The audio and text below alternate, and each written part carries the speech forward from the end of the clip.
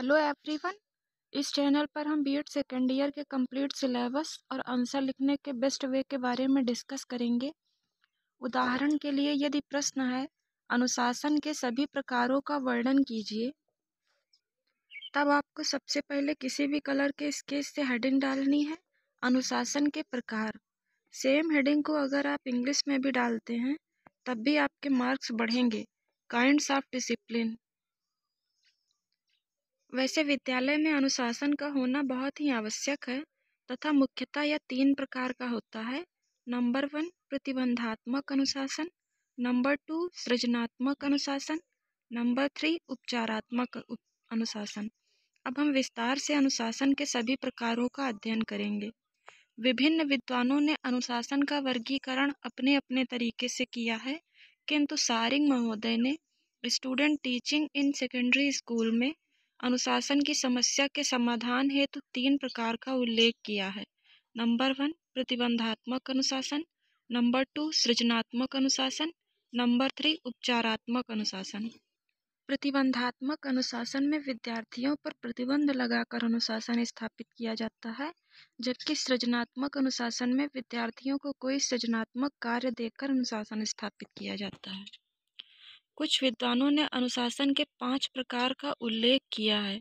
Number 1 प्राकृतिक अनुशासन, number 2 सामाजिक अनुशासन, नंबर 3 वैयक्तिक अनुशासन, नंबर 4 आधिकारिक अनुशासन, नंबर 5 व्यावसायिक अनुशासन। बीएड के एग्जाम में कभी कभी यह प्रश्न भी पूछ लिया जाता है।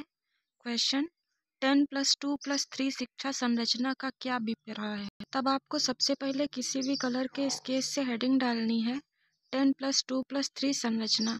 वैसे 10+2+3 स्तर का अर्थ 10 यानी हाई स्कूल तक, 2 यानी इंटरमीडिएट तक, 3 यानी ग्रेजुएशन तक।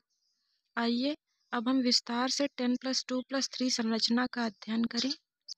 राष्ट्रीय शिक्षा नीति में 10+2+3 की शैक्षिक संरचना के अनुकूल राष्ट्रीय पाठ्यचर्या का विभाजन निम्नवत किया गया है।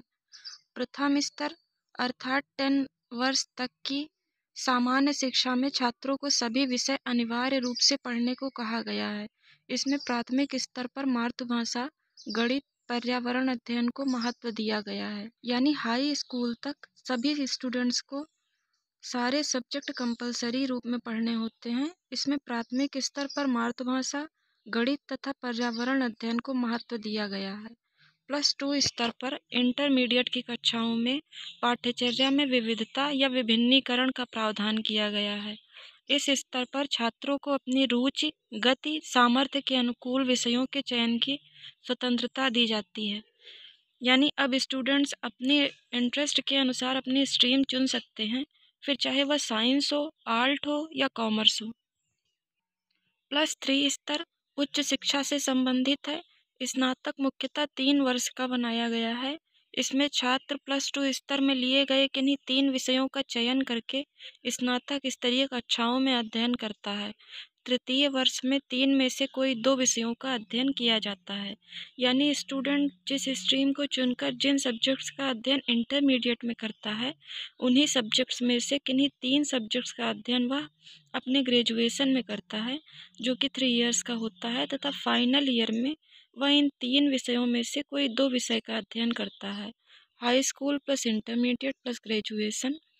आप एग्जाम में ज़्यादा मार्क्स पाने के लिए इम्पॉर्टेंट पॉइंट्स को ब्लैक पेन से लिखकर अंडरलाइन कर सकते हैं या फैक्ट्स को हाईलाइट कर सकते हैं। अलग अलग कलर के स्केच से हेडिंग भी डाल सकते हैं। इससे आप 90% से ज़्यादा मार्क्स पाएंगे। If you like this video then please like, share and subscribe my channel. It's my humble request to all of you.